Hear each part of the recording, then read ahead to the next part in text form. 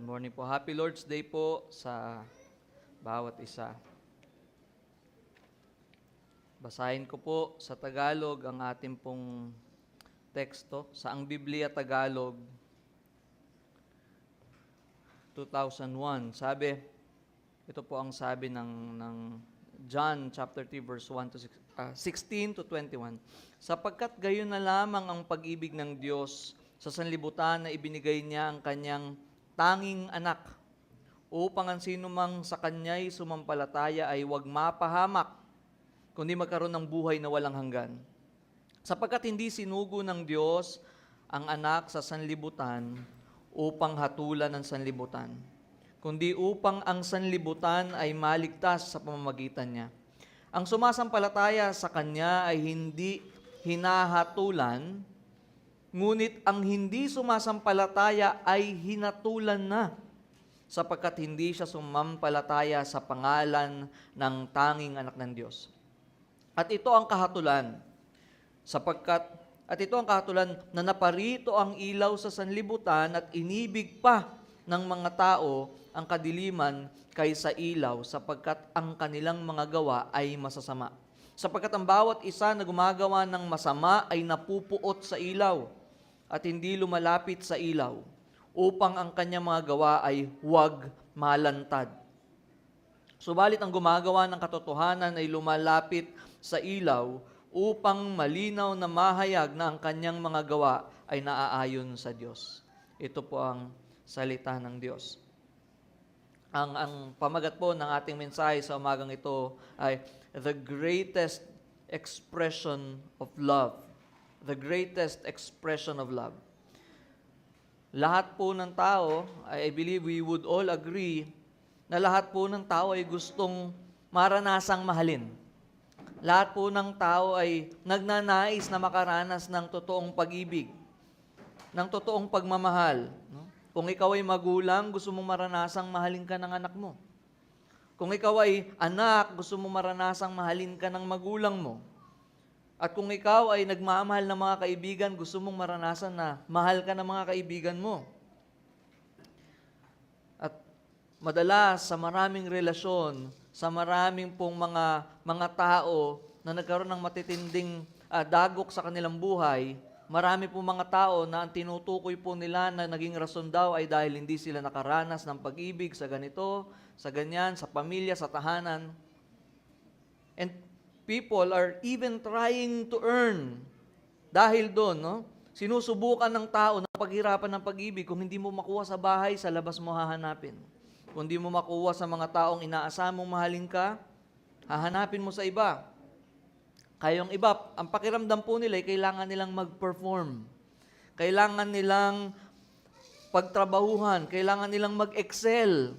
Nang sa gayon, kapag sila po ay nag-e-excel sa kanila pong mga gawain, kung sila'y anak, ay nakikita nila o iniisip nila na mas mahal sila sa kanilang mga tahanan. Ngunit ito nga ba talaga yung tunay na pag-ibig? No?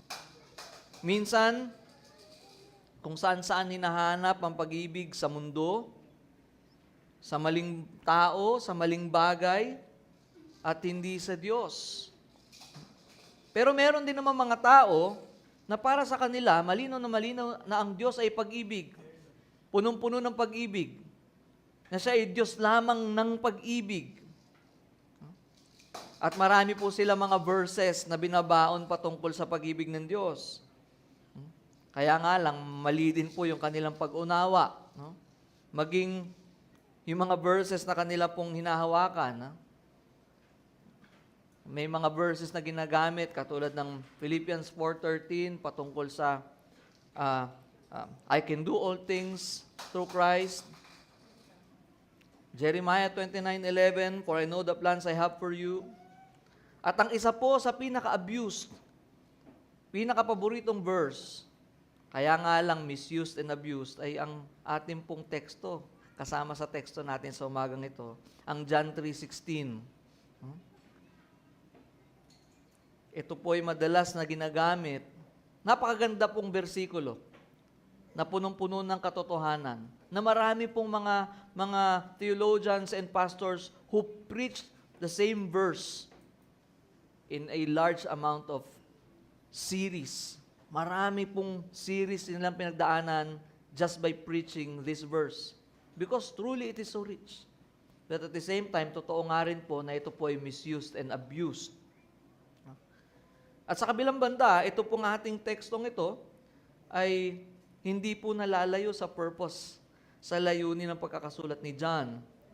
Kaya yung ating pong laging binabasa, kung sabi ng John 3:16, "For God so loved the world that He gave His only begotten Son, that whosoever believes in Him shall not perish but have eternal life."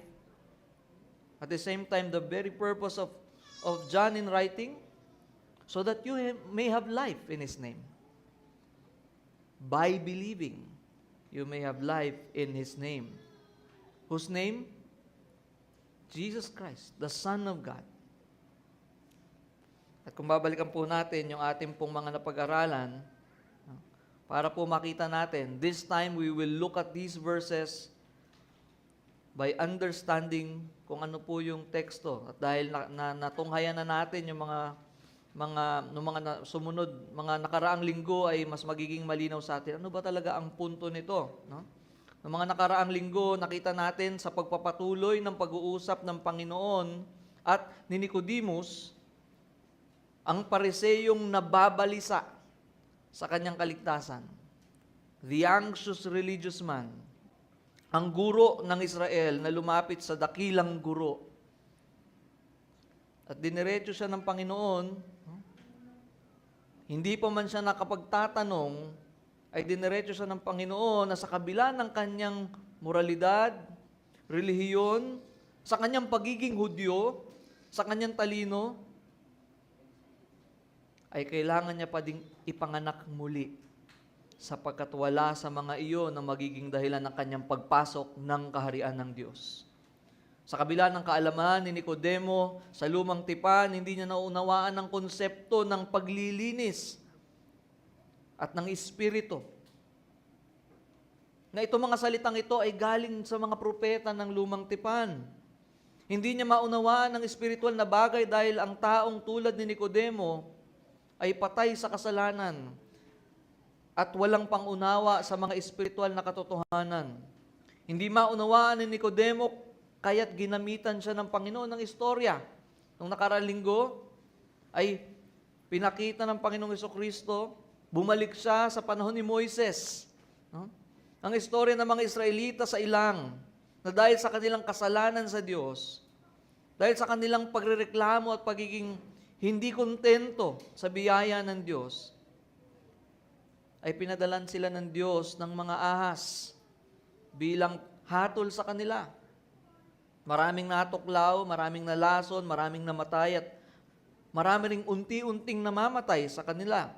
Sa kabila po niyon, ay ang Diyos din ang nagpagawa kay Moises ng tansong ahas. At ang nakailangang itaas at ang lahat ng titingin sa kanya, sa tansong ahas, ibig sabihin, magtitiwala sa sinabi ng Diyos na pag tumingin sila sa tansong ahas ay sila'y gagaling.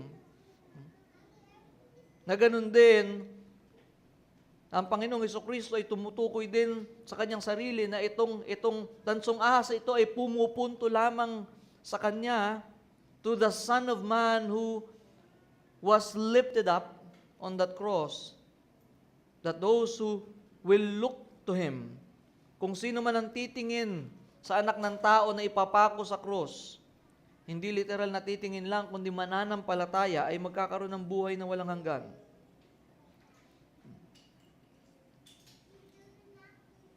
At ngayon po sa ating pong bersikulo, so we ended up in verse 15, yet we believe na hindi po hiwalay yung ating pong pag-aaral sa umagang ito sa mga nakaraan nating pag-aaral.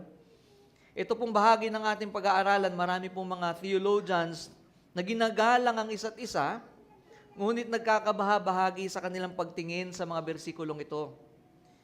Yung iba po, ang sabi nila, kung ang kanilang pag-uusap ay, ito ba iparte pa rin ng salita ng Panginoong Jesucristo sa kanyang pakikipag-usap kay Nicodemo?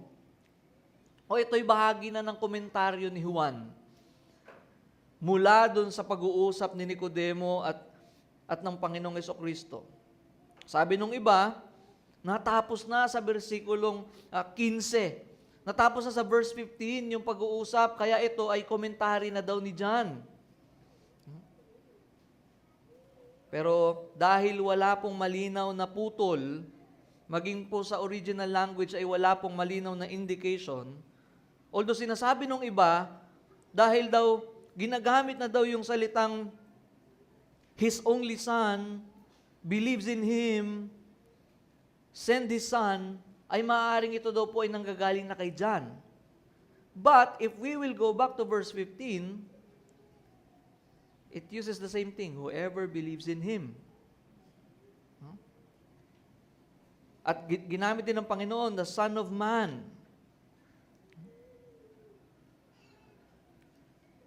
Ngunit ito pong malinaw, ito man po ay galing sa Panginoong Jesucristo mismo, sa kanilang pag-uusap ni Nicodemo, o ito ay parte na ng komentaryo ni Juan, isa lang po ang nakatitiyak tayo, ito po ay bahagi ng inspired, infallible, inerrant Word of God. And so, it is still authoritative.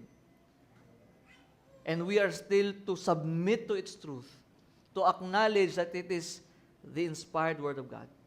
It is God-breathed Word. At yun po yung ating pag-uusapan. So may pagkakataon na maaring, dahil ako po ay, andun din po ako sa pagtingin na maaring ito nga ay pagpapatuloy ng salita ng Panginoong Jesucristo, pero nga po yung sabi natin, maaari tayong magkaroon ng pagkakaiba, ngunit ang sigurado ay katotohanan at katotohanan ng tinuturo nito. Yun po yung ating titignan sa umagang ito. Kung ano yung mga katotohanan na ating matututunan. And we will talk about the greatest expression of love. Sabi ko kanina, marami tayo na gustong mahalin, gustong maunawaan, maranasan yung pag-ibig, kung saan-saan tayo humahanap ng pag-ibig. And we can be someone who doesn't believe that God loves, and we can be someone who believes that God loves, and He just loves. And He doesn't punish sin. Kaya mahalagang maunawaan natin, ano ba yung tunay na pag-ibig na mula sa Diyos. Before that, let's go to God in prayer. Panginoon, marami pong salamat sa umagang ito na kami pong muli ay tinipon ninyo bilang inyo pong iglesia, bilang inyong mga tinubos, bilang inyong mga inaring inyo sa pamagitan ng Panginoong Jesucristo.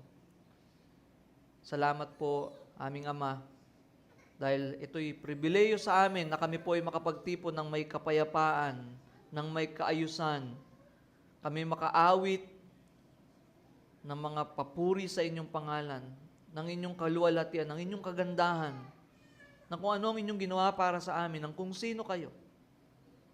At ganun din kami po ay malayang makapangaral, makapakinig ng inyong salita.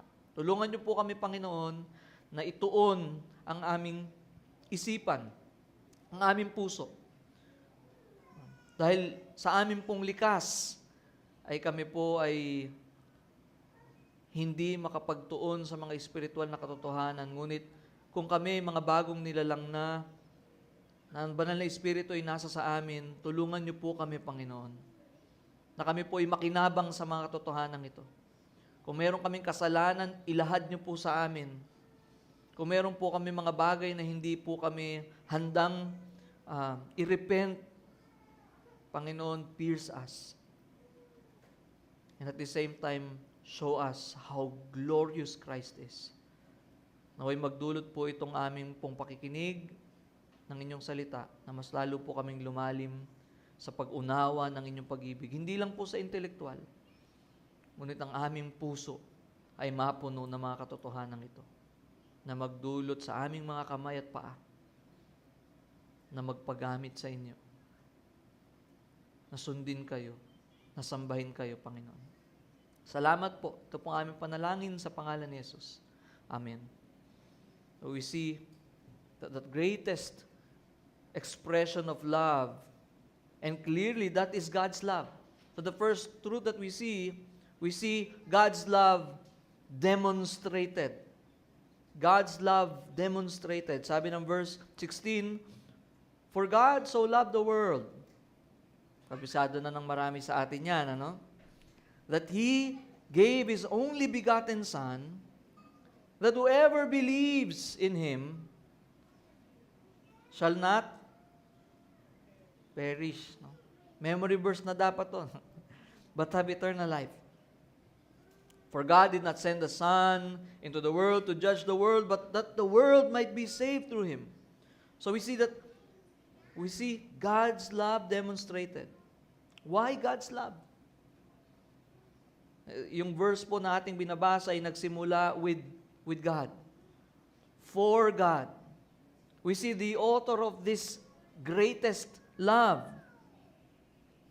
Hindi sa tao, hindi po nagsimula sa tao, kundi sa Diyos.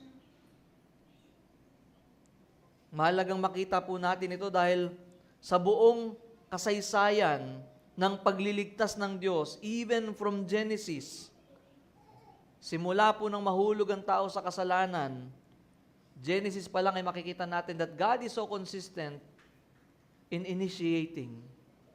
Na ang Diyos lagi ang siyang nag-i-initiate. And even in this verse, it shows us who the author of love is. Sino ang may akda ng pag-ibig? Ang Diyos ng pag-ibig. Sa atin ngayon, maaring we are someone who was corrected when it comes to our view of love, to the point na parang ayaw na natin pag-usapan na ang Diyos ay pag-ibig. Dahil nga dun sa maraming misunderstanding and misinterpretation and misapplication of this truth. But let's not forget that while those things are true, that the love of God was misinterpreted, was misapplied, was misunderstood, was twisted, it is still a reality that God is the author of love and that He truly loves. That He truly loves. The one who initiates. Maging sa pagkakataon na nahulog si Adan at si Eva sa kasalanan, hindi po si Adan ang naganap sa Diyos. We know how they hid from the presence of God after they fell. Yet it was God who initiated. It was the initiating love of God. Hindi ang Israel ang pumili sa Diyos. Ang Diyos ang pumili sa Israel. At maging tayo, napakalinaw sa bagong tipan, hindi tayo ang unang nagmahal. Kundi ang Diyos ang unang nagmahal. Sabi ng 1 John 4:19. So we see the author of love. God's love was demonstrated by the author of love. And anong klaseng pag-ibig ito? Gaano kayaman itong pag-ibig na to? Now, we have to be clear here because whenever this verse is used, pag nakita natin yung salitang for God so loved the world, ang understanding natin dito madalas ay sukatan to ng dami. So much. Sa salitang so, sa so love ay madalas na maintindihan na sukat ito ng dami. So, we look at it as the measurement of that love. While it is true, na mayaman ang pag-ibig ng Diyos, no? Pero pag tinitingnan natin ito, ay para bang itong bersikulong ito ay sumasagot sa tanong na, gaano kamahal ng Diyos ang mundo? Yung so dito, ibig sabihin so much. So much. God loves the world so much. But in the Greek, sa original na salita, ang diin po rito ay hindi po dun sa ideya na yon na ating madalas sa pagkakaunawa, hindi lang sa tindi ng pag-ibig, kundi sa paraan kung paano ito ipinakita. For God loved the world, mas maiging magamit yung salitang in this way. It is actually talking about the manner. In this manner. For God loved the world in this way. So, hindi so much, but in this way. Papaano? Sa pamamagitan ng pagbibigay ng kanyang anak. And so, it is still emphasized. Ganon kayaman, ganon kalalim yung pag-ibig ng Diyos, because that very manner, in what way? He gave His Son. Binigay niya yung kanyang anak. Hindi lang sinabi ng Diyos na mahal niya ang mundo. No? Unlike men, unlike us, we are so good at words. No? Magaling tayo sa ating mga salita. We can be so believable when we speak. But when God demonstrated that love, He showed that in the way that He gave His only begotten Son. Pinakita ito sa pagkilos ng Diyos, sa pag-ibig. Yung pag-ibig ng Diyos na yon ay napatunayan, napamalas. No? Kaya kung pupunta tayo sa Romans, ay napakalinaw po ito na sinasabi ng Romans chapter 5.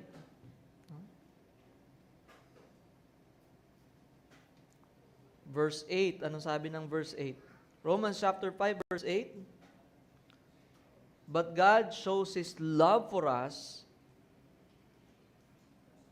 in that while we were still sinners, Christ died for us. Hindi lang salita iyon, but it was demonstrated. It was demonstrated. Hindi lang ito natapos sa salita. No? And sino itong object? Sino itong recipient ng pag-ibig na ito? For God so loved, for God loved the world in this way. Nakita natin yung manner. Napakatindi nung ginawa ng Diyos sa kanyang pagpapakita ng pag-ibig na yun. Now the object is the world. Ito po yung pinakamadalas na napag-uusapan din sa verse na ito. Marami pong nagtatalo pagdating na sa parting ito. Ano ibig sabihin ng world? Sabi ng iba, lahat ng tao. In such a way that God made sure He gave His very best to save each and every individual who lives. Sa kabilang banda, sabi naman ng iba, it is the world of the elect.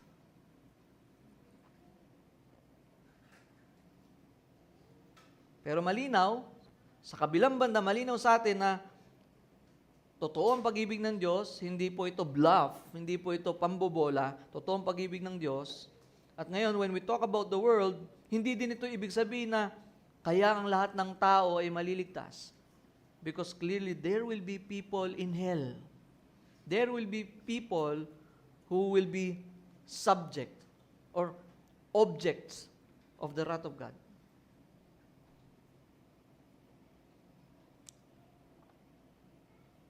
At hindi rin ibig sabihin nun, dahil mahal ng Diyos ang mundo, ibig sabihin kasi napakaganda at napaka-lovable ng mundo. Dahil in love siya sa mundo, dahil sa kagandahan at kabutihan nito. Dahil malinaw, sa Gospel of John, isang bagay na pag ginagamit po ng same author ang world, ay madalas din po na tumutukoy siya. Sa kabilang banda, marami po siyang paggamit ng salitang world. No?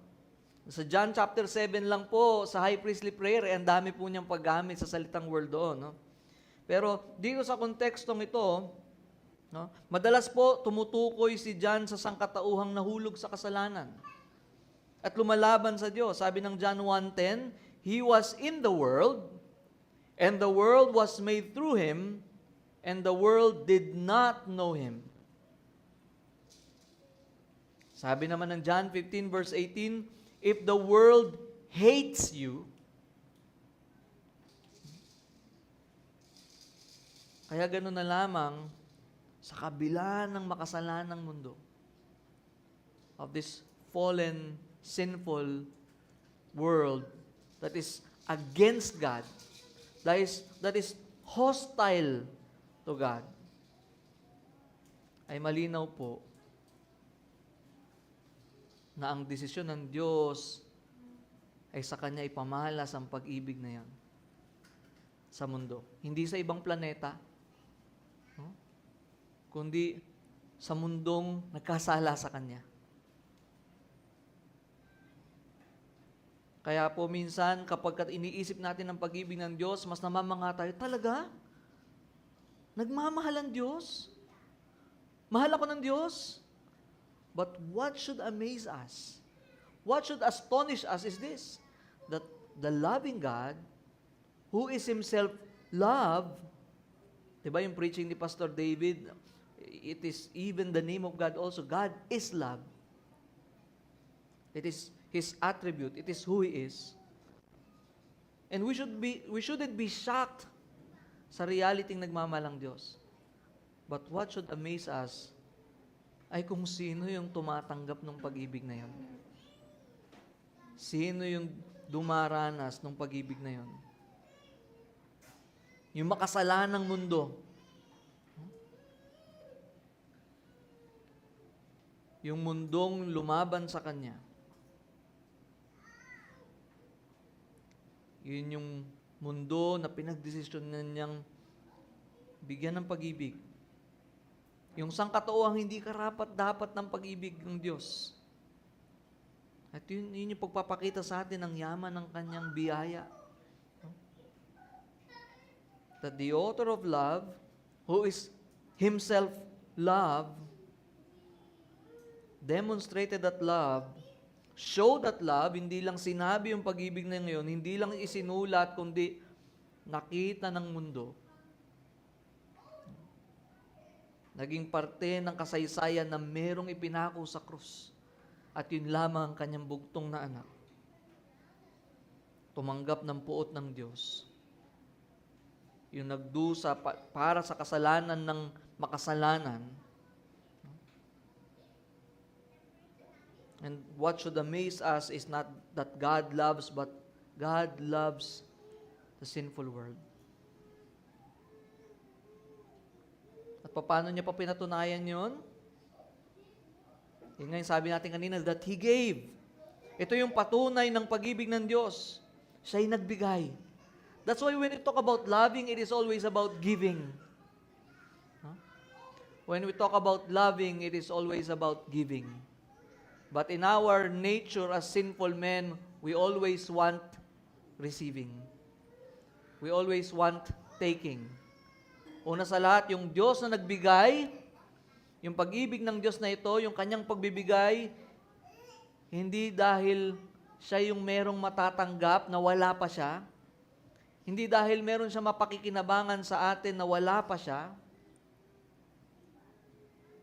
but it is simply because of God's love, because of who He is. Pinatunayan niya yun, the proof of love that He gave, and that love is sacrificial. Sacrificial po yung pag-ibig na yun. When we talk about sacrifice, we would always go to Christ to sacrifice Himself on the cross. But we tend to overlook that even the Father sacrificed by giving His only begotten Son. Na maging ang Ama, na mahal niya ang kanyang bugtong na anak. There is also sacrifice in His part.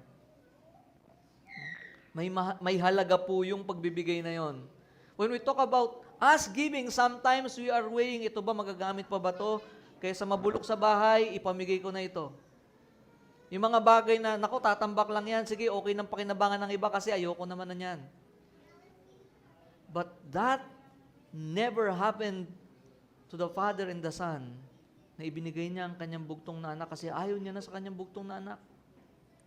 And so that is sacrificial. May halaga po yung kanyang binigay. At ito po, no, yung salitang He gave, hindi lang po tumutuko ito sa pagkakatawang tao ni Kristo. Hindi po doon natapos lang yon. He gave His only begotten Son at siya'y nagkatawang tao, He took on flesh. Pero makikita natin yung pagbibigay na yon, nakasama po roon ay yung buong misyon hanggang sa krus. Ibig sabihin, ibinigay siya ng Ama upang mabuhay para sa atin. Hindi lang para ipanganak, hindi doon natapos yon. Ibinigay siya ng Ama upang mamatay para sa atin. At ibinigay siya bilang handog para sa ating mga kasalanan. That was proven. That was a proven love when He gave. And what is the cost? Ang kanyang binigay lamang po ay ang kanyang bugtong na anak. Kung sa Tagalog, ang ginamit na salita, ang kanyang tanging anak. O kaisa-isang anak.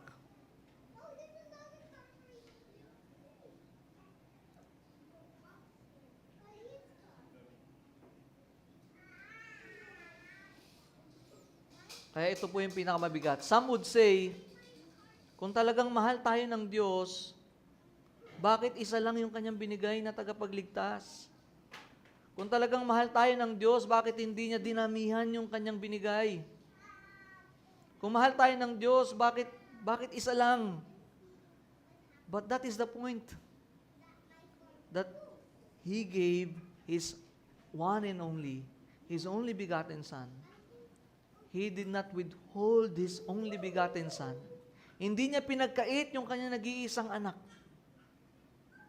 in order for sinners to be saved. No? Minsan, maraming mga magulang na dahil nahirapan na po silang ipagpatuloy yung pagpapalaki sa kanilang mga anak, meron silang pag-iisip na kaya nilang ipaampon yung siguro yung hindi ko na kaya ito. Pero sa kabilang banda, salamat pa rin kasi meron pa akong ibang mga anak. Huh? In a way, hindi ko mararanasan na totally wala na akong anak. Dahil yung ibang nakakapagpaampon ay meron pa silang mapapamalasan ng kanilang pag-ibig. Huh? But when we talk about God, wala pong katulad si Kristo sa Kanya. When we talk about the Father who gave His only begotten Son, hindi dahil marami siyang reserba. Hindi dahil iniisip niya, okay lang, kaya ko ulit gumawa ng panibagong Kristo because Christ was never created.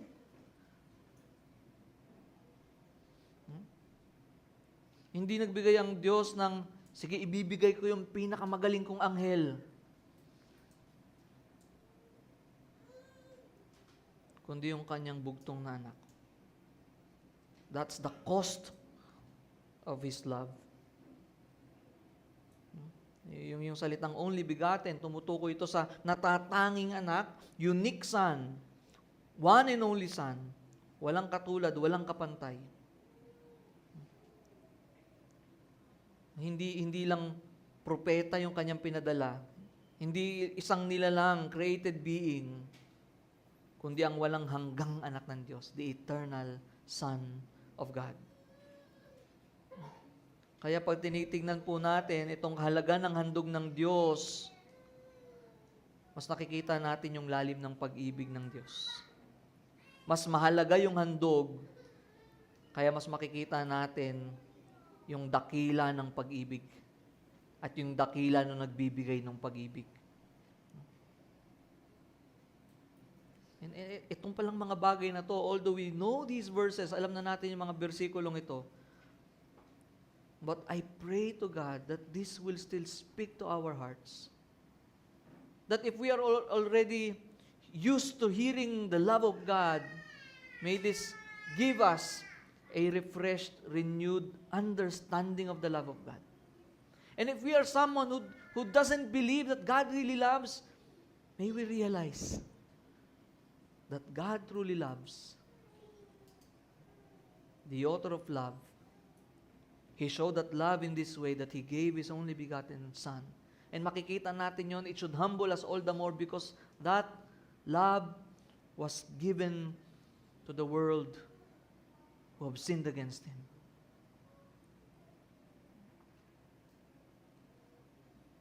Hindi bawat individual in such a way na kaya lahat maliligtas, but mankind in general. The fallen humanity.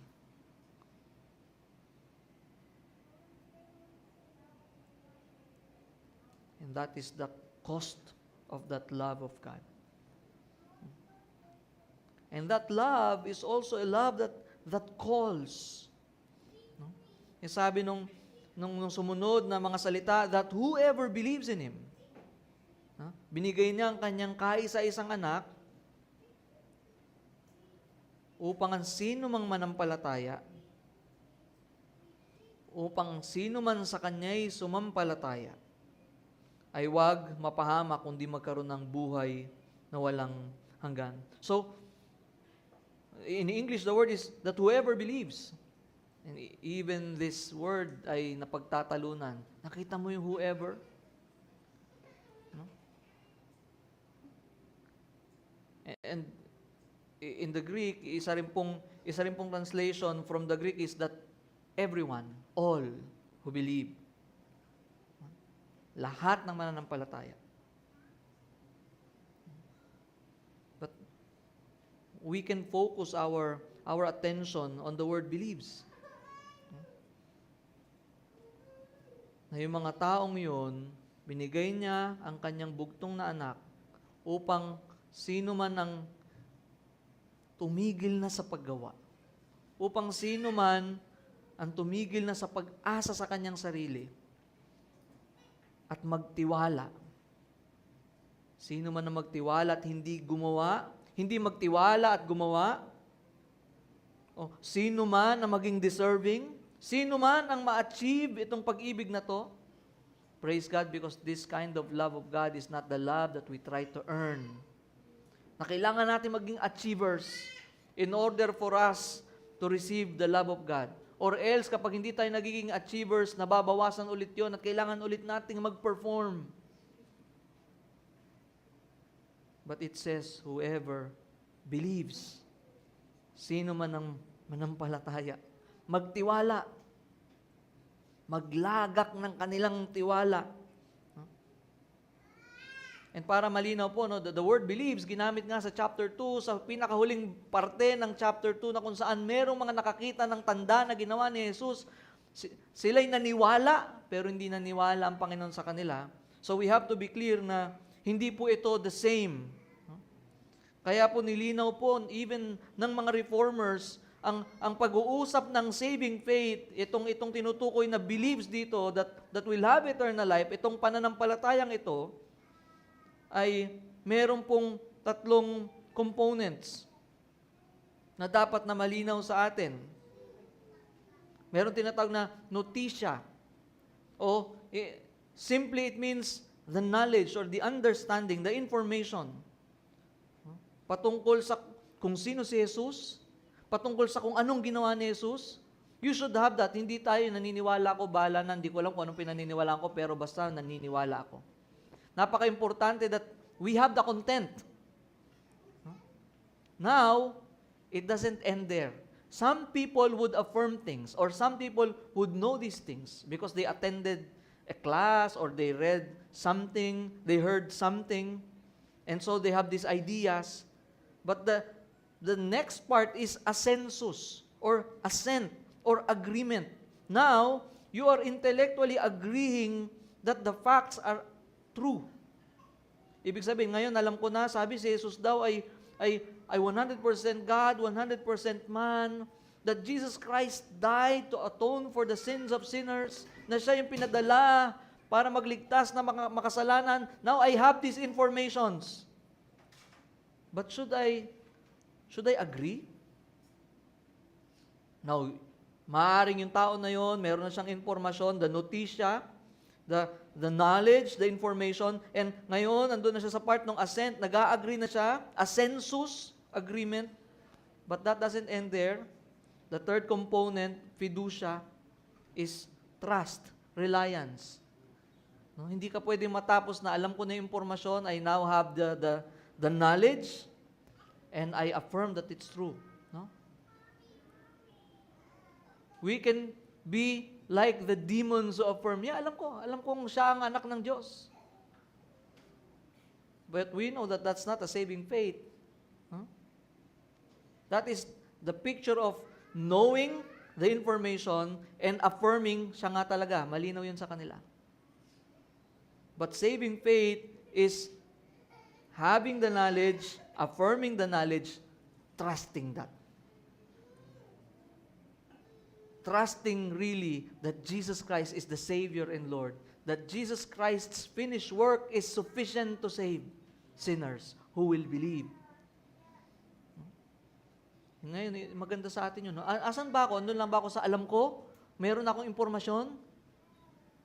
Pangalawa, ina-affirm ko yung impormasyon na yon, totoo yon, na-fact check ko yon. But the next component is, do I rely on that? Or do I still rely on myself? Naniniwala ako kay Jesus, siya'y tao, siya'y Diyos at tao, sabi nga nila, Panginoon tagapagligtas, alam ko yun, pinako siya sa krus kasi alam ko yun tuwing Semana Santa. Pero pag tinanong mo ko, pinaghihirapan ko pa rin yung kaligtasan ko, mahirap na eh. Nagpapakabait pa rin ako. Well, in that case, it implies that you're still earning the love of God. The saving, the salvific love of God. But no one can ever earn that.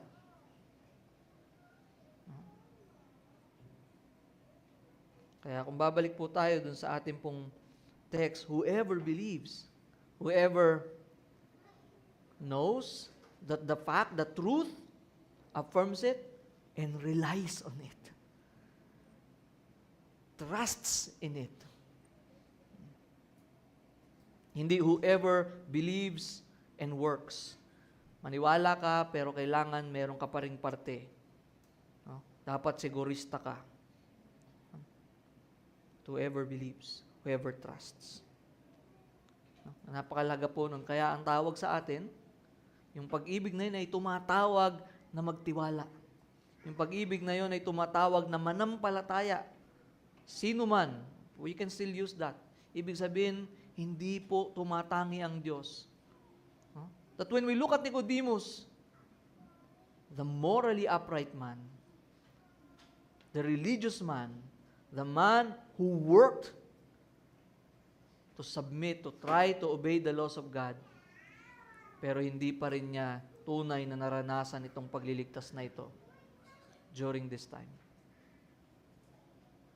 And at the same time, to someone who thinks na sa kanyang kalalaan ay imposible na siyang maligtas, si Pablo po ay nauna na para sabihin that he is the chief of sinners. Yet he is also the recipient of this kind of love. Saving love. Nakapagliligtas na pag-ibig.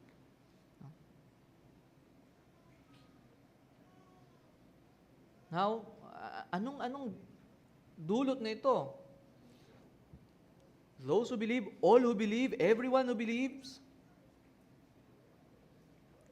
shall not perish. That's the negative, no? And dapat malinaw po sa atin ito, no? Yung mga mananampalataya ay hindi daw, kung sa English ang ginamit na salita ay wag mapahamak. At marami pong nagkamali dito sa pag-iisip na ibig sabihin, pag naniwala ako kay Jesus Christ, iwas aksidente na ako, hindi na ako mapapahamak. O hindi na ako magkakasakit. O medyo magiging maganda yung financial status namin. But if we will look at the next part, shall not perish, pero ano yung kontra nun? Have eternal life. Ibig sabihin, kung ang kontra ng perish ay eternal life, ibig sabihin, yung perishing na ito, eternal perishing din.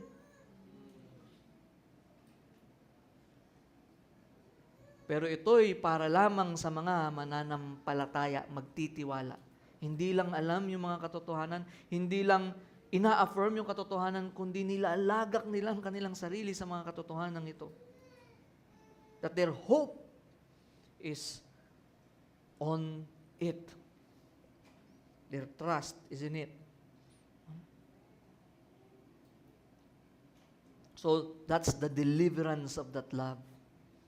Deliverance from being perished, from eternal perishing. Ano yun? Mula sa puot ng Diyos yun. Ito'y pagliligtas, hindi lang sa physical. The apostles died and experienced a lot of physical pain, difficulty. May mga sinunog, mayroong pinako ng patiwarik, mayroong pinugutan ng ulo. And so, if that's what Jesus meant, so they shall not perish, then Jesus was lying.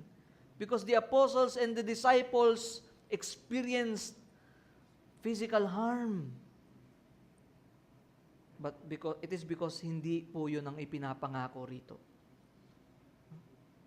Yung mga mananampalataya, even though they know that they can have hardships in this life, they can even experience that. Marami mga believers, early Christians na naputulan ng mga parte ng kanilang katawan, yet they still trust Christ because their trust is in the eternal. Kaya tanggap nila, tanda sila na harapin yung mga physical na paghihirap na yun because they believe and they understood that the promise is not in this life. That's what it means when the text says, shall not perish. Hindi mapapahamak. Hindi mapapahamak ng walang hanggang kapahamakan. And unless you know na yun, doon ka nililigtas ng Diyos dahil merong walang hanggang kapahamakan.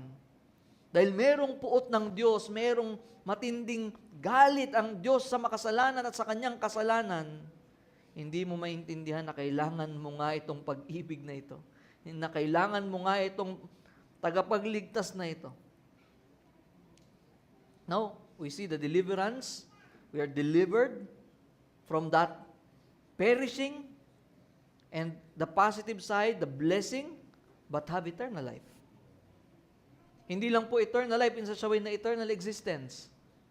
Dapat maging malinaw din po sa atin yun. Sometimes, ang pinakatakot lang natin, ayokong matapos yung aking existence, kaya gusto ko ng eternal life. But let me tell you this, even those who will perish for eternity, they will exist for eternity. But their existence will be in suffering. Is that what we want? Gusto lang natin na walang hanggan yung ating pag-iral? Dahil ang mga makasalanan, yung mga wala kay Kristo, they will also have their resurrection. They will also be given the body for damnation. At wala pong katapusan yon. Hindi po tayo naniniwala sa annihilation. Hindi po tayo naniniwala na darating ang araw yung tao pag siya'y namatay, he will cease from existing. Kaya po hindi lang po ito yung eternal life na mag-i-exist ako ng walang katapusan, eternal existence. Sa isang banda, eternal life, ito'y buhay na pakikipag-unayan sa Diyos. From being enemies of God to being children of God. From being His enemies to being treated as His own. This is new life, no? Ngayon pa lang, ito'y maluwalhating buhay magpakailanman. Ito yung buhay na nagsisimula sa bagong kapanganakan, yung bagong kapanganakan na kinakailangang maranasan ni Nicodemo, at magpapatuloy hanggang sa walang hanggan. At the same time, when we remember the Lord Jesus Christ, when He prayed, anong sabi ng Panginoong Hesukristo? To know you, diba? Is eternal life. So, eternal life is a life that knows God relationally, lovingly, intimately. Because we can have the desire to exist while still hating God. We can have that desire to be in heaven while still hating the God of heaven. But the blessing of eternal life is knowing God. Having God from being our enemy, from being His enemies. Kaya napakamaluwalhati nitong katotohanan na ito. Can you imagine the omnipotent God who is against you will be for you.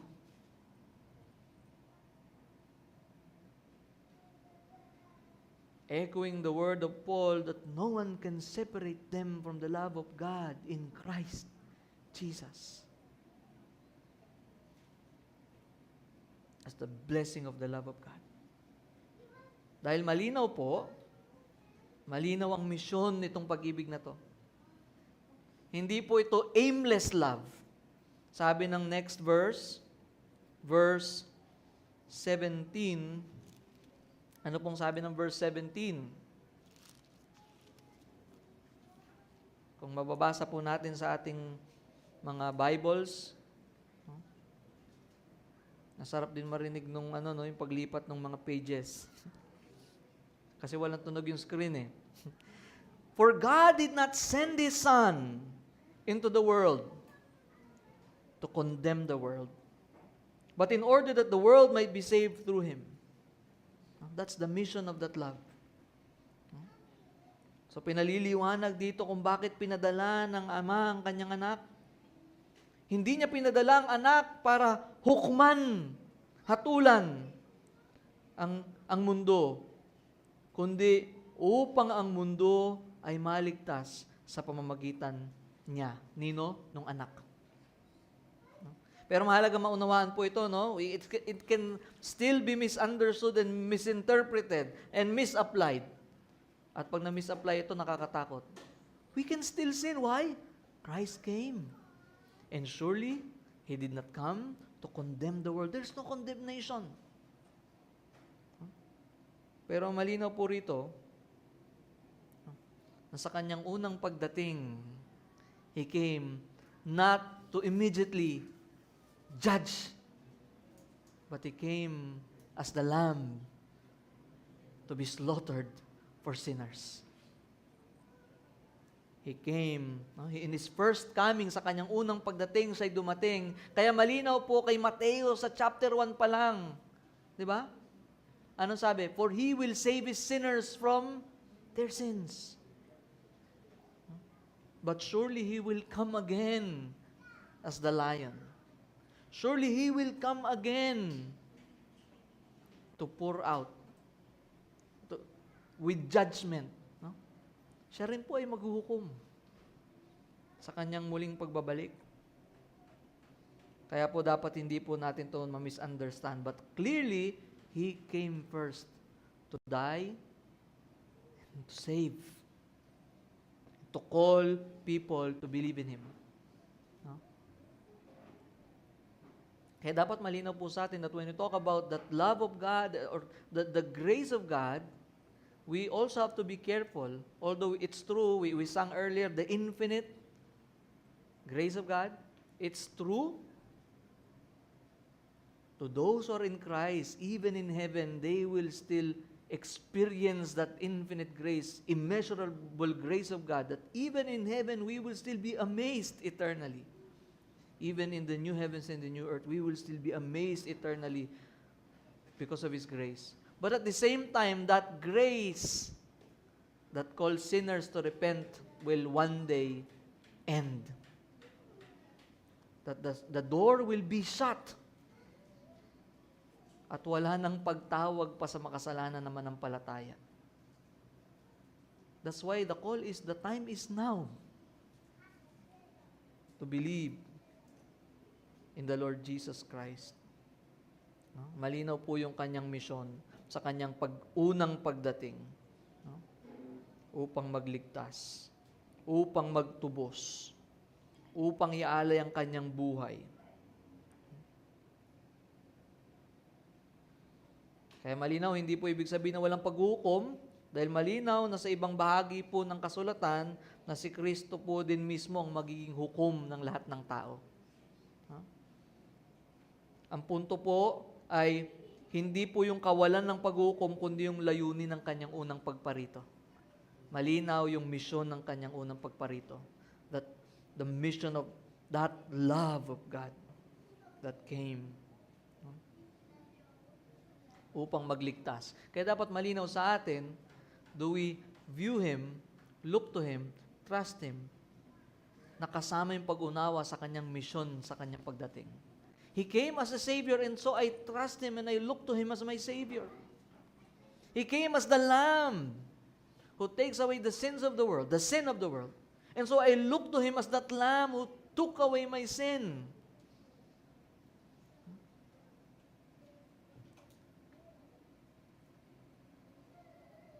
Hindi siya dumating ng kanyang unang pagdating para wasakin agad ang makasalanan, kundi upang tawagin sila na magtiwala. Hindi siya dumating sa kanyang unang pagdating upang ibuhos agad ang puot ng Diyos.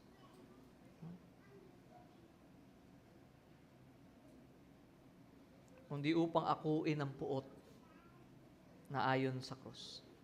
But of course, time will come, those who will reject Him continually.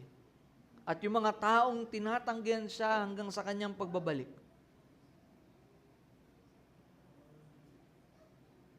Now the wrath is no longer upon Christ, but upon those who rejected Christ. Dinagdag pa ng bersikulo, but the world might be saved through Him. Not to condemn, but the world might be saved through Him. So ito po yung dakilang layunin ng pagkakatawang tao ng Panginoon. Why He took on flesh. Why the eternal Son of God, why God became man without ceasing to be God. Bakit ipinanganak si Kristo? Upang mamuhay ng walang kasalanan, upang mamatay para sa kasalanan, at upang mabuhay muli bilang pagtatagumpay sa kasalanan. Pero ito po yung ating tanong, no? Kung dumating si Kristo upang magligtas at hindi upang humatol, bakit meron pa rin mga taong nasa ilalim ng hatol? No? So the second truth that we see, God's Son rejected. So the first truth that we saw, yung unang katotohanan, God's love demonstrated. Second truth, God's Son rejected.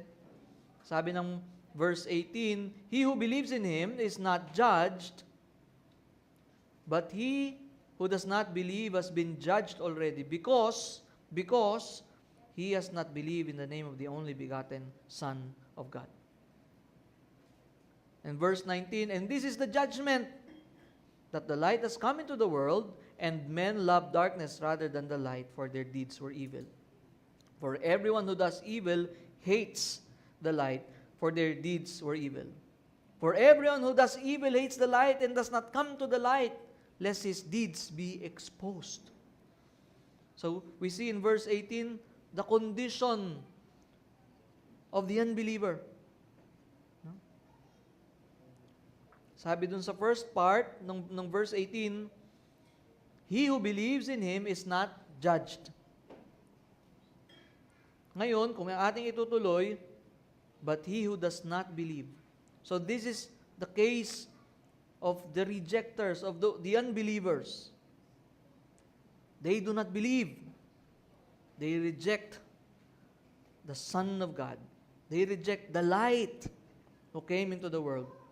Kaya may dalawang klase lamang po, no, ng tao na nakikita ang Panginoong Jesucristo dito. Those who believe and those who do not believe. Those who are in Christ and those who are not in Christ.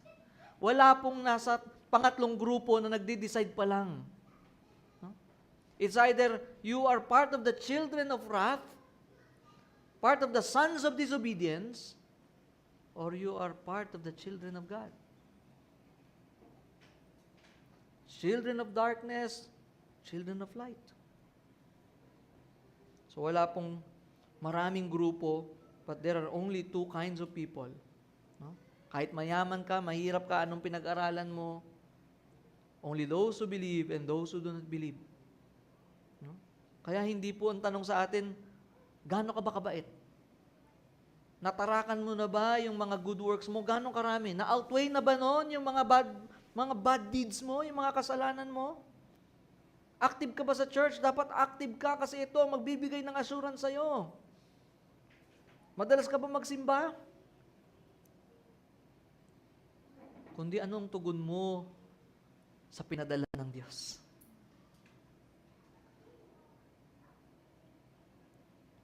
Either you're someone who believes or someone who does not believe.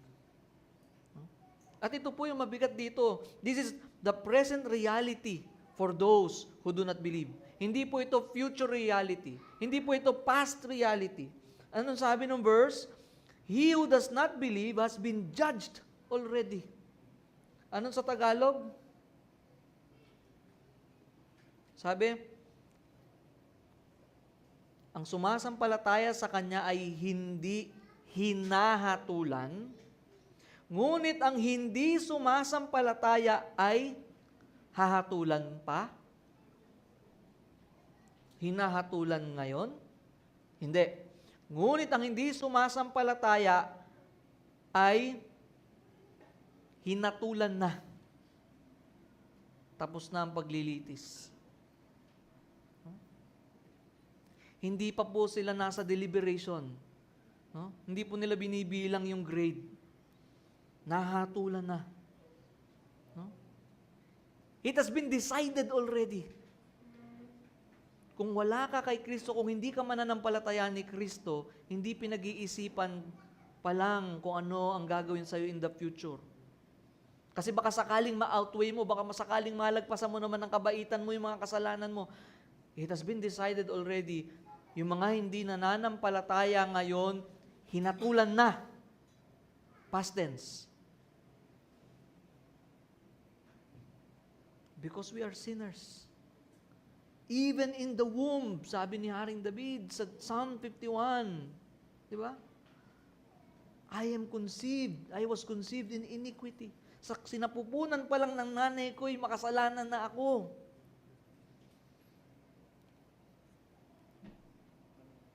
Sa sinapupunan pa lang ako'y makasalanan na. Kaya siguradong ako'y patuloy pang magkakasala sa Diyos. Because that's who I am. I am a sinner by nature, and surely I will sin, and I will continue sinning.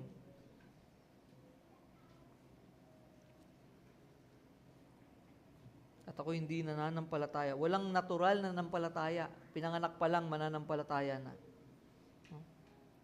Pinanganak pa lang, sigurado na kasi total naman ng kanyang mga magulang ay believers. Kaya sigurado na siya.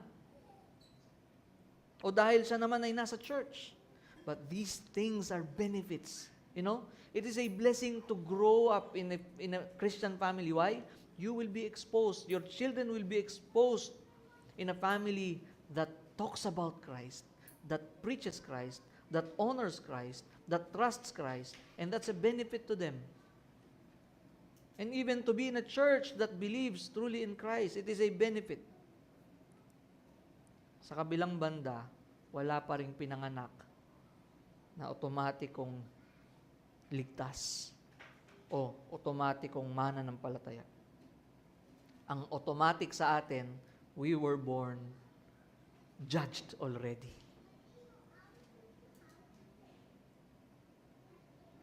Tayo'y nahatulan na. That's the present reality. So, malino ito. Kung babalikan natin yung kalagayan ng mga natuklaw ng ahas, nauna yung judgment, nauna yung kanilang kalagayan that they were poisoned, that they were bitten by that snake, the fiery serpents. Kaya pinagawa yung bronze serpent na itataas at kanilang titignan so that they will be saved from their condition. Ganon din, yung kondisyon natin, ngayon pa lang tayo po'y nasa ilalim na ng kahatulan. Tayo po'y nasa ilalim na kaya sigurado yung ating endpoint. Whether we like it or not, sinners are rushing to hell without even knowing it. Kaya ganon na lang na kailangan natin ipangaral yung ebanghelyo kung tayo'y na kay Kristo na. Ganon na lamang na kailangan na tayo mismo'y siguradong na kay Kristo at nagtitiwala kay Kristo. Talagang si Kristo ang Panginoon na tagapagligtas natin because surely, nahatulan na yung mga hindi nagtitiwala kay Kristo. They are already judged. Sigurado na yung endpoint nila. Diba? When you decide to go somewhere, bago ka pa man pumunta doon, kapag nag-decide ka, pag nilagay mo pa lang doon sa Waze mo yung destination, alam mo na kung saan ka pupunta. And maging yung mga wala kay Kristo, sigurado na, wala pa man, sigurado na yung kanilang endpoint at sigurado na natatanggap sila ng puot ng Diyos. Kaya ang tawag ni Pablo dun sa mga wala kay Kristo at sinama niya yung sarili niya doon that maging ako din, lahat tayo nang galing doon, children of wrath. Ang puot ng Diyos ay nakatutok na. At darating ang araw na kakalabitin na lang yung gatilyo. No? That trigger will be pulled. It is already aimed at those who do not believe. Kaya hindi na po tayo naglalaro sa buhay na ito. If you have someone whom you know who is not in Christ, alam mo ang endpoint niya.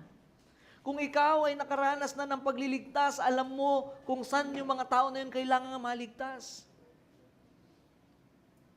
Yet we can still look at them eye to eye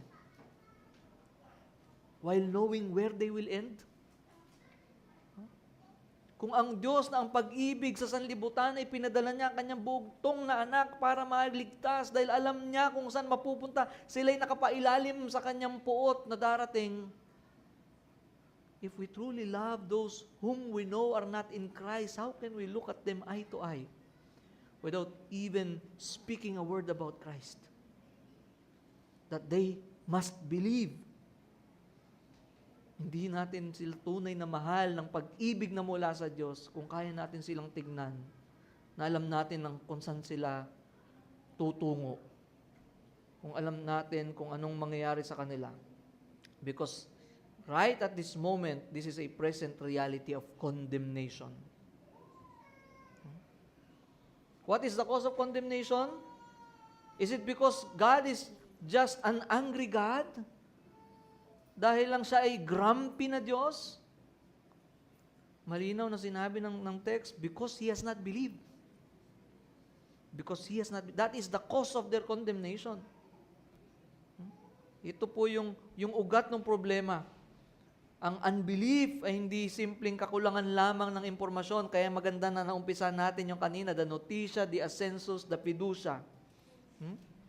Because you can have all the informations that you need while rejecting them altogether. While still doubting them. Hindi intellectual, again, we know the example of Nicodemus.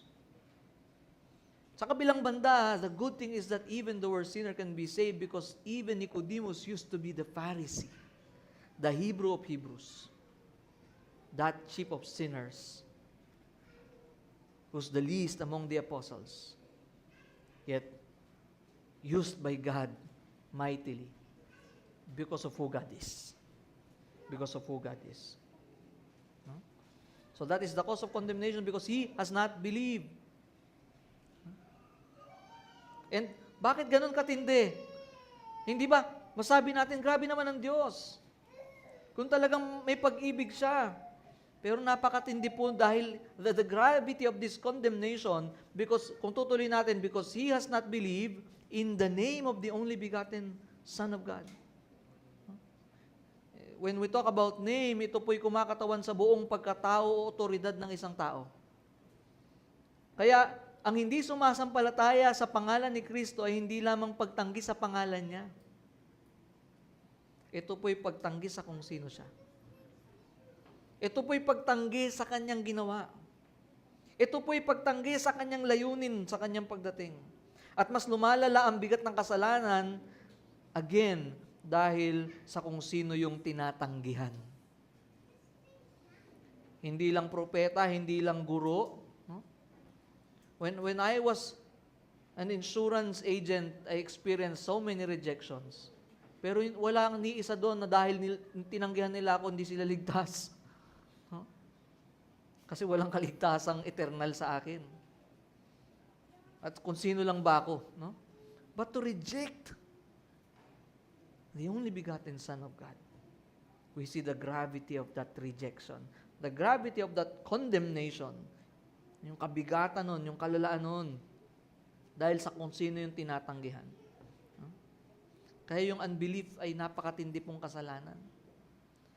Kaya even to the Christians practically, to sometimes or most of the time live in unbelief is still a great sin against God who saved us.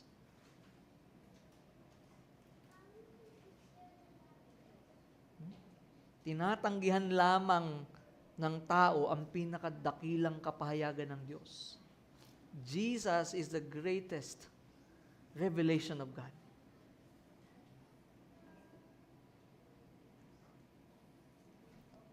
Ito'y pagtanggi kay Kristo sa kanyang pagka-Diyos. Pagtanggi sa kanyang otoridad at pagtanggi sa kanyang gawain bilang tagapagligtas. And the reason of judgment, mas nilinaw pa, sabi ng verse 19, and this is the judgment, that the light has come into the world. Dumating yung ilaw sa mundo, ang ilaw sa mundo, at ang tao ay mahal ang kadiliman. Hindi ang liwanag. Basahin ko exactly sa Tagalog. Ito ang katulan, na naparito ang ilaw sa sanlibutan at inibig pa ng mga tao ang kadiliman kaysa ilaw, sapagkat ang kanilang mga gawa ay masasama. Yun po yung malinaw. The reason of that judgment. Sabi ng John 1:4-5, in Him was life, and the life was with the light of men. Dumating po yung liwanag.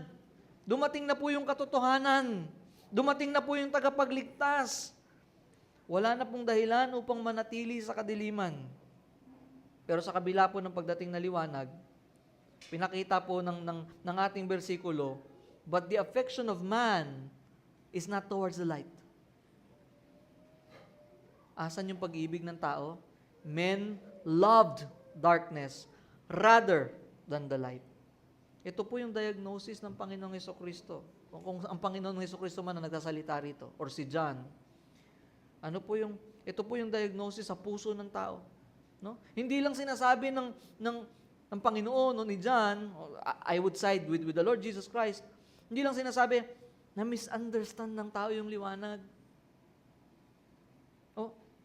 This is the judgment. Kulang sa ebidensya yung tao. Hindi rin. Kundi malinaw, dumating yung liwanag, pero ang mahal ng tao, kadiliman. Rather than light. So, what does it mean? It tells us that there is light. That the light came, but they chose what their heart loves. This is what I've been talking about. No? Yung nature mo ay nakaangkla dun sa desire ng nature na yon.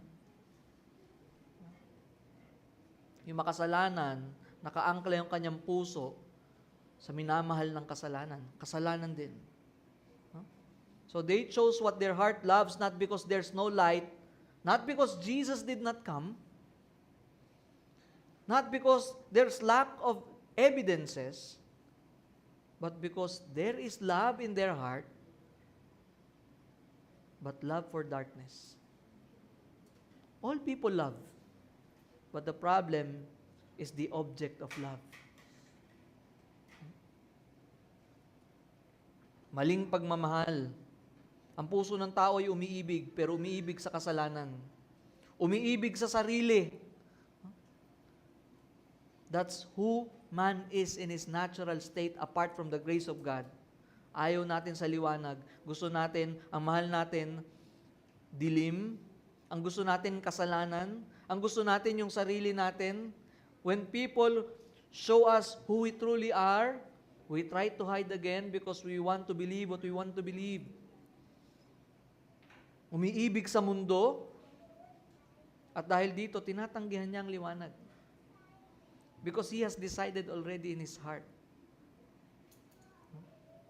At tutuloy pa yon, ano daw yung rason pa? May rason pa yung rason. The reason of their choice, for their deeds were evil.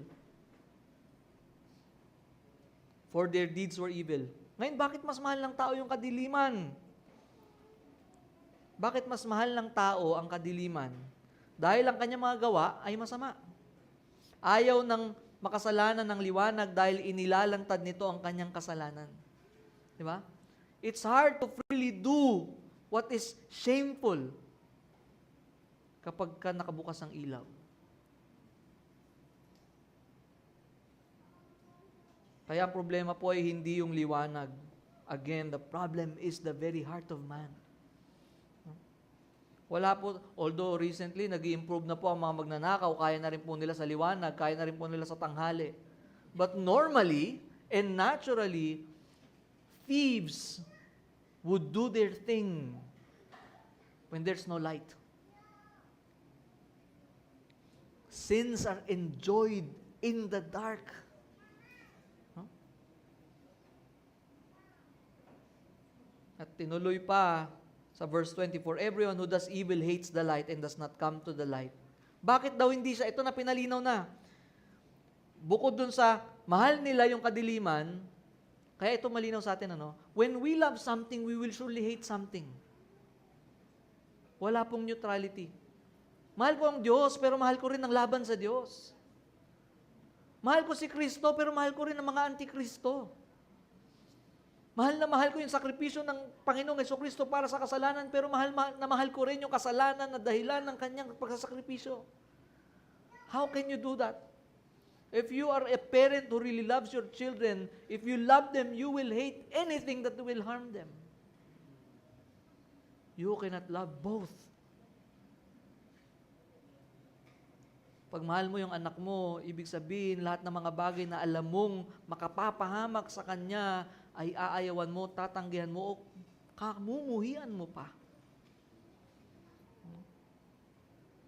At dito malinaw, merong contrast. Nilinaw nung teksto. Men love darkness. And those who love darkness, ano yung kasunod na sinasabi? Everyone who does evil, everyone who loves darkness, ito po yung picture, pag mahal mo ang kadiliman, ikaw ay namumuhay sa kasalanan, sa kasamaan, ayaw mong liwanag. Hindi lang ayaw, kinamumuhian mo ang liwanag. That's why men who are not in Christ naturally hates Christ. They only love the Christ that fits their category, their criteria. I like the Christ who is just a good teacher. I like the Christ who just represents himself as one of the choices for salvation. But I don't want the Christ who is exclusive. I don't like the Christ who is the way, the life. I like the Christ who is the same with the other ways, the other truths, the other saviors. I like the Christ that just loves even my sins.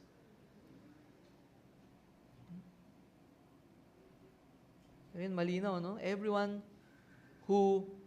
men who love darkness are the same men who does evil, who do evil, and hate the light. Wala pong middle ground. Nasa totoo lang, mahal ko rin naman yung liwanag, kaya lang mahal ko rin yung dilim. Hindi. At ito pa, nilinaw pa, Bakit kaya ayaw niyang pumunta sa liwanag? Bakit ayaw niya pumunta sa liwanag? Dahil alam niya kung ano yung malalantad. Diba? Even may mga tao, even may mga artista na meron silang angulo na gusto nila ng specific na lighting na sa kanila hindi makikita yung mga ayaw nilang ipakita na parte ng mukha nila.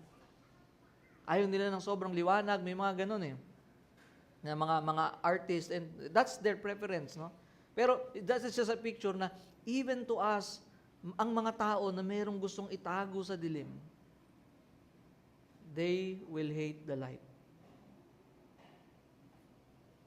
They hate the light because light will expose something. And to us, it's shameful. And sometimes the thing is, we just end up seemingly repenting. It is because we have no way, kundi ito'y nahayag na.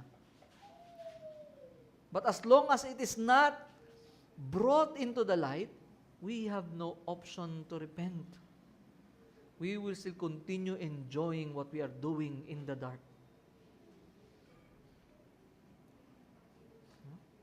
Pinapakita po ito po yung kalagayan. Ito yung kalagayan ng mga tumatanggi kay Kristo.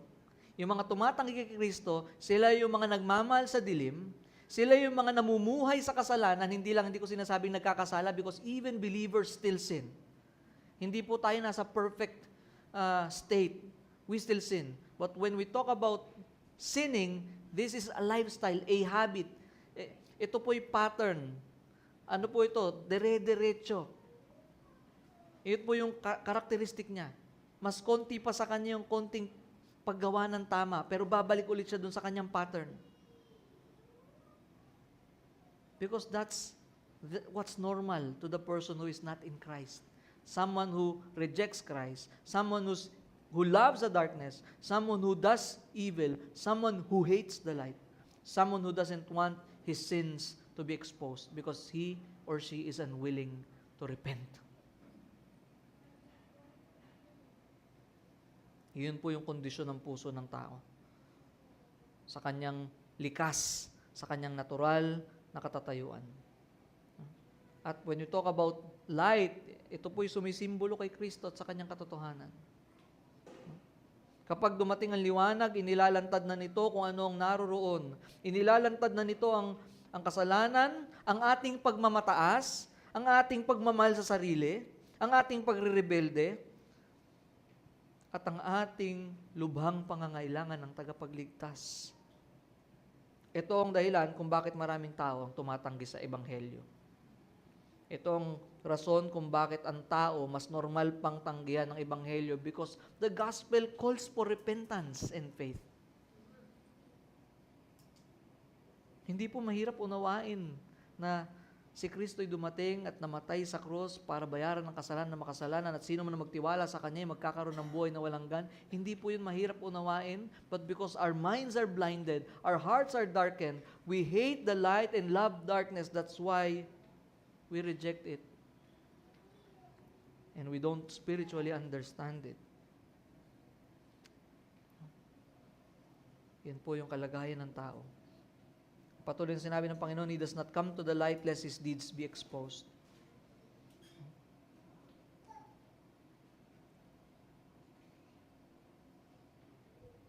Panghuli na makikita po natin, but this is the contrast, no?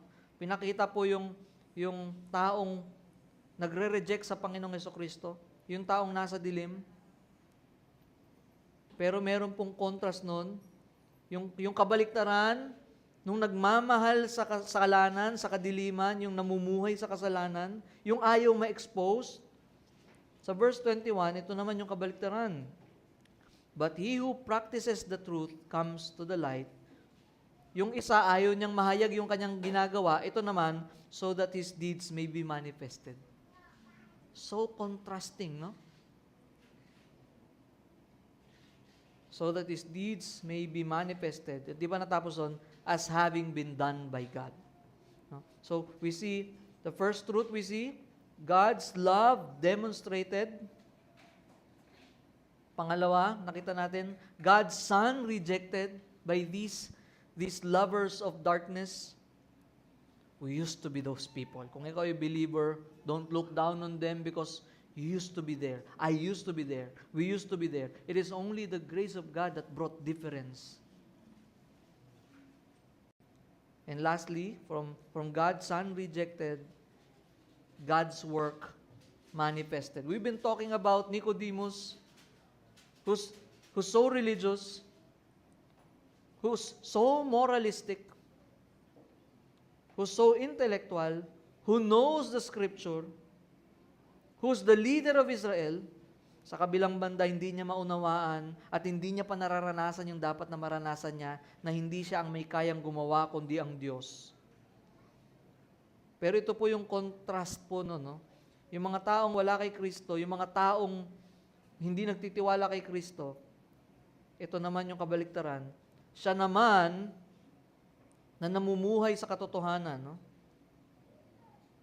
Ay lumalapit sa liwanag upang ang kanyang mga gawa ay maipakita na ito'y gawa ng Diyos. Having been done by God. So ito po yung pagkakaiba. Hindi po sa mas mabuti silang tao. Hindi po sa mas matalino sila, mas reliyoso sila, mas disiplinado sila, mas magaling silang magpigil. kundi ang kaibahan po ay dahil may ginawa ang Diyos sa kanilang buhay. So, what is happening internally is just being manifested externally. That's why you cannot manufacture it. Paano ba magmukhang born again? Dadamihan ko ang attendance? Bibili ako ng maraming Bible? Haharap ako? Kakanta ako? Tutulong ako? Ano ba mga pwede kong gawin? This cannot be manufactured by men.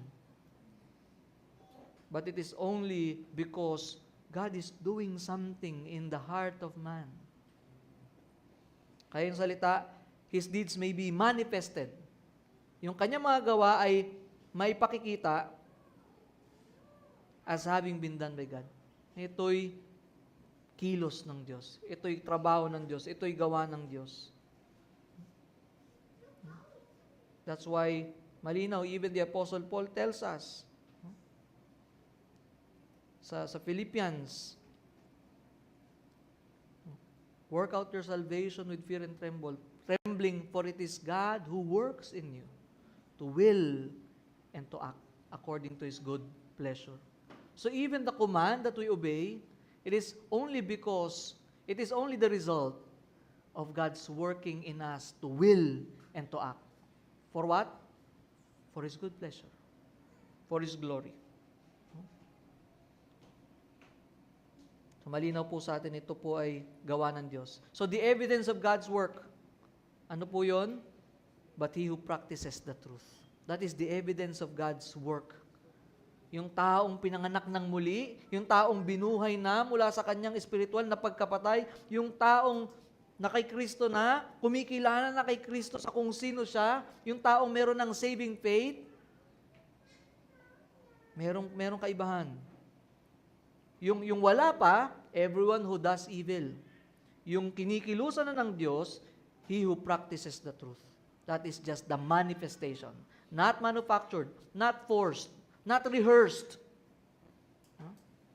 Hindi sinasabi ni Jesus na may mga taong likas na mabuti. Malinaw, ang tao ay likas na masama. Pero ang pagkakaiba rito, hindi po ito salvation by works, no? But this is the salvation that is evidenced by works. Pruweba lamang. Pruweba lamang po. No? The Lord Jesus Christ Himself says in Matthew chapter 7, you will know them by their fruit. That's not our word. It is the word of Christ. Kaya yung konteksto po ng John 3, malinaw sa atin, kailangan ng muling kapanganakan. The person who practices the truth ay hindi taong walang kasalanan o talagang wala ng patid na talagang truth lang yung kanyang sinasabi, iniisip, ginagawa, wala ng bahid ng kasalanan sa kanya, kundi ito'y taong binago at binabago ng biyaya ng Diyos. Yung taong practices, yung word ng salitang practices, nagpapakita patuloy. This is a continuing direction of life. Hindi minsan ng gawa, because sometimes we can fake it. I can be good for 2 days to look like someone who believes in Christ. Pero babalik at babalik ka pa rin sa nature mo kung hindi pa yun ang nababago sa'yo. Hindi pa minsan-minsang pagsunod. Ito ang pattern ng kanyang buhay. Hindi na siya namumuhay sa kasinungalingan. Hindi na siya namumuhay sa pagtatago. Hindi na siya namumuhay sa pagre-rebelde laban sa Diyos. That's why the church is the perfect place for those who are now loving the light.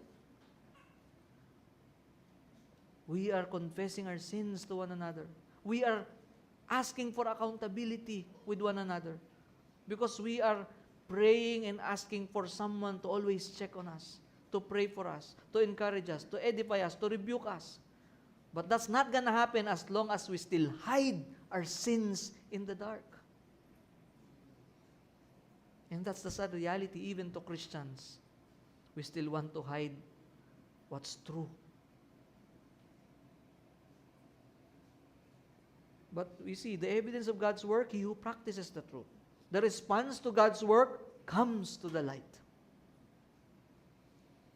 Ito yung malaking kaibahan ng unbeliever sa believer. Someone who comes and someone who hates. Someone who hides, someone who exposes. Ang tanong ay bakit? Bakit ito yung mga bagay na nangyayari dun sa isang taong kinikilusan, no?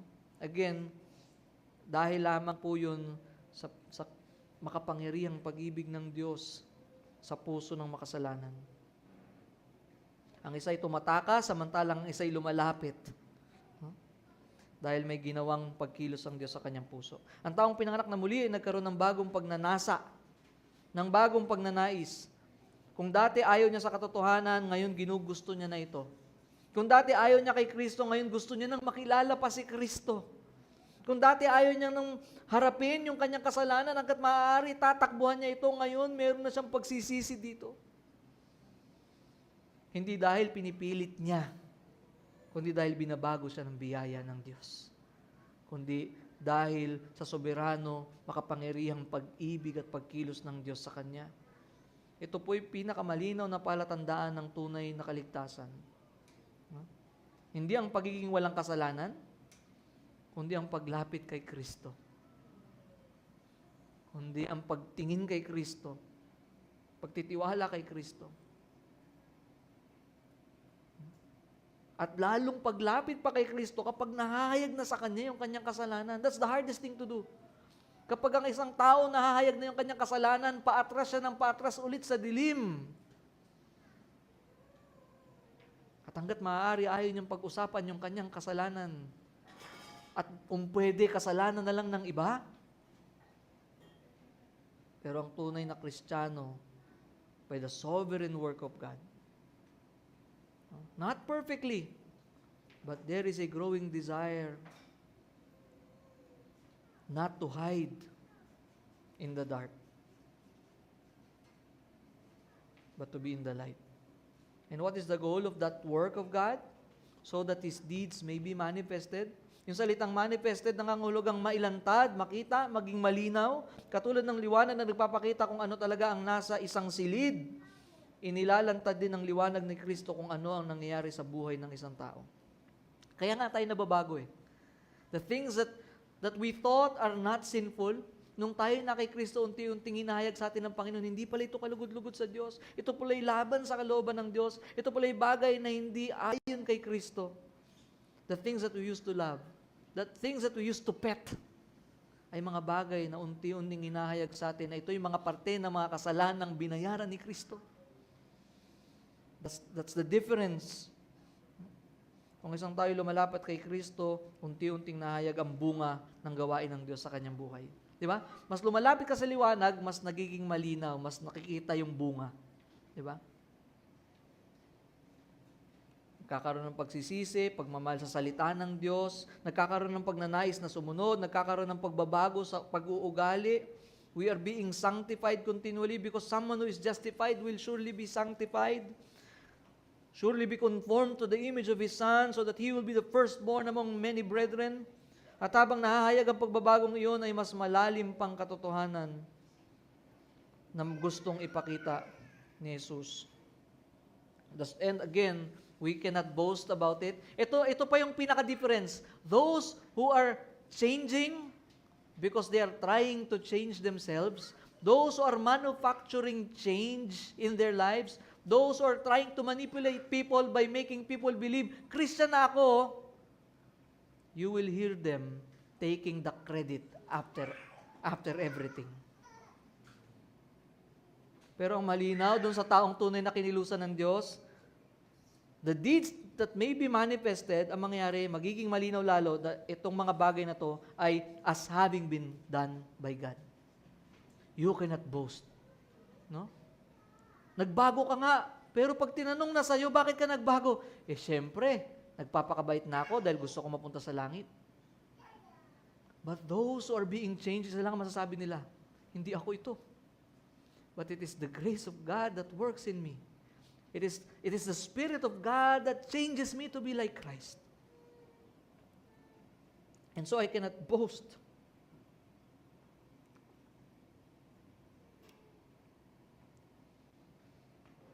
And I pray that this will also be true to us. We cannot manufacture that, but we can only plead, God, work in my heart.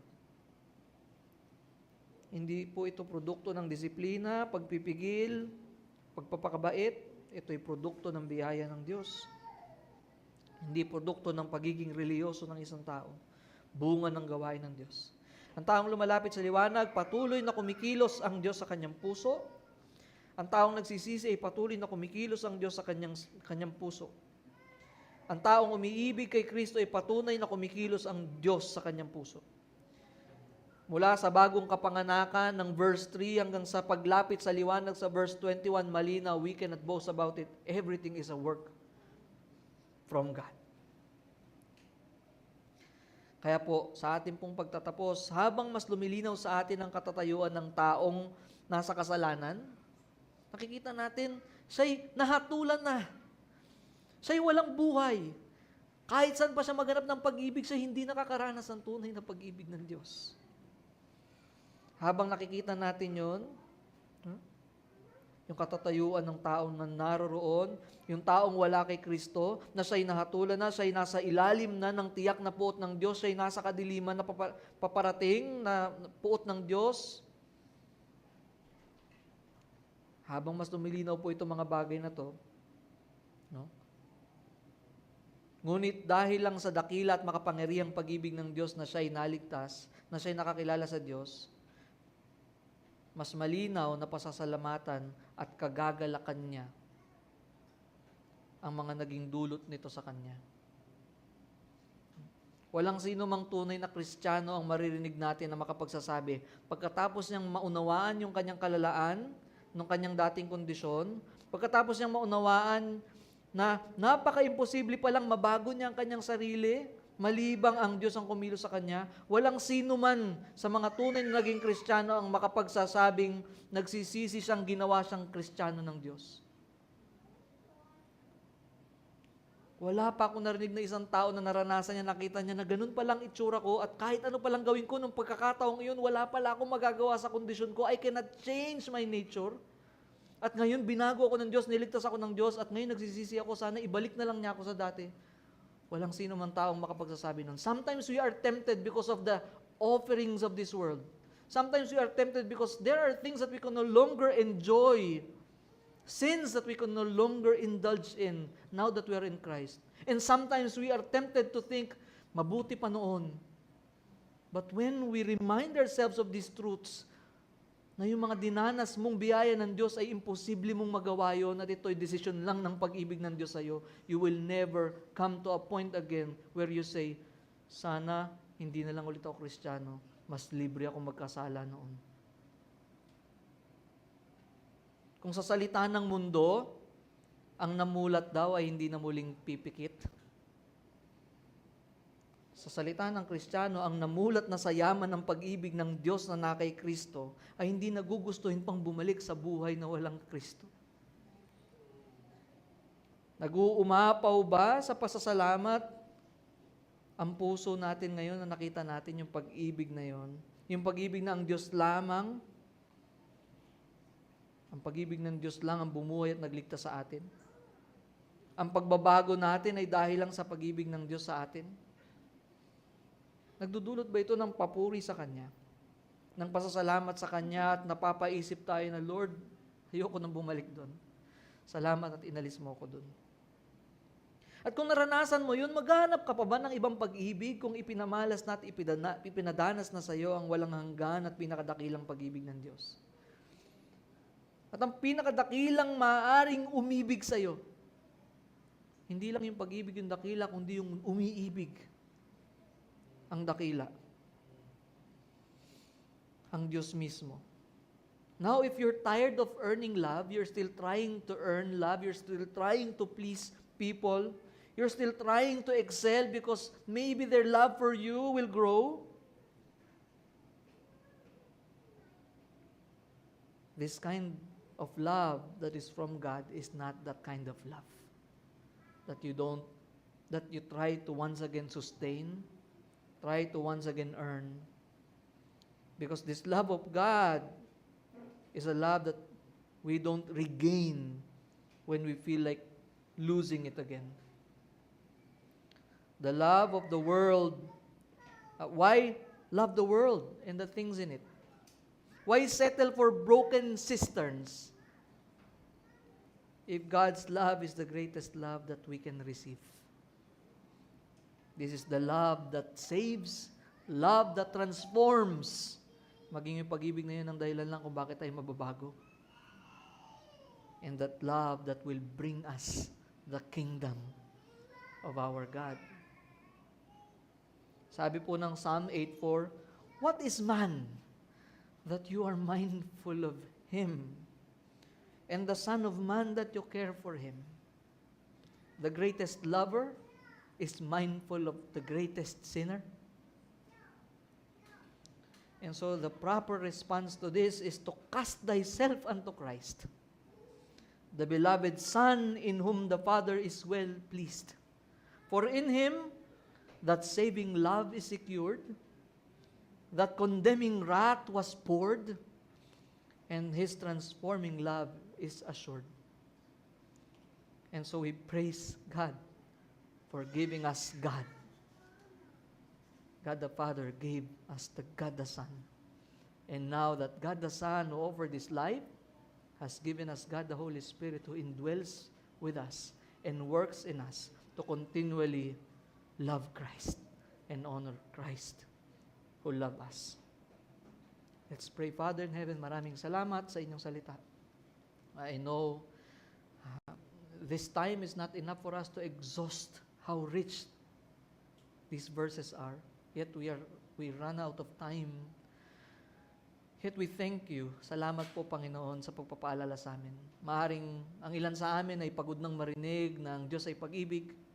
Ngunit salamat sapagkat pinalalahanan mo kami sa kabila ng maraming twisted teachings about the love of God. It is still a reality that there is a true, demonstrated, expressed, powerful love of God for the world. And that was demonstrated toward those who used to reject the Son, who is the greatest gift. And salamat po, Panginoon, that because of your work, the only reason why we can practice truth, we can love the truth, we can come to the truth, we can be willing to expose the sins that we used to hide in darkness, it is because of your work in us. Salamat po, Panginoon. Tulungan niyo po kami, Panginoon, na magdulot ito sa amin ng totoong repentance, ng totoong pasasalamat sa aming puso, na totoong renewed ang aming understanding at amazement sa pag-ibig mo, na magdulot ito sa amin, na mas piliin namin yung pag-ibig mo kaysa pag-ibig namin sa aming mga kasalanan at sa mundong ito. Sapagkat iyon ang pinakadakilang pag-ibig. Panginoon, tulungan niyo po kami. And may it be that our deeds also will be manifested as your work in our lives. And so may it lead us not to boast and look down on others, but to be compassionate towards those who are not yet experiencing it, and all the more, glory in Christ. That only Christ is our boast. Ito pong aming panalangin sa pangalan ni Jesus. Amen.